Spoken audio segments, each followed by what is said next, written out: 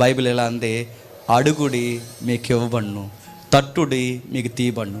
అడుగు ప్రతి వానికి ధారాళముగా ఇవ్వబడును. అంటే ఏంటి ఇవ్వబడడం అంటే ఇల్లు వాకిలి సొంబు సేట కాదు.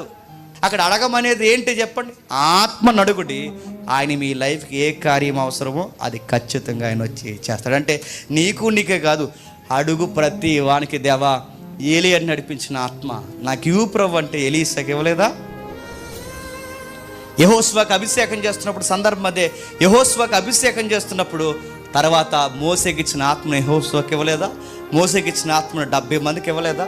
అంటే అడిగే ప్రతి ఒక్కడికి ఇస్తాడు.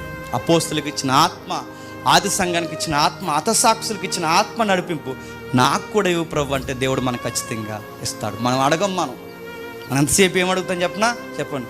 ఉద్యోగం ఇచ్చే ప్రభు, ఉద్యోగం ఇచ్చేస్తే ఇంక నీకు కనబడకుండా తిరుగుతాను, ఇచ్చే.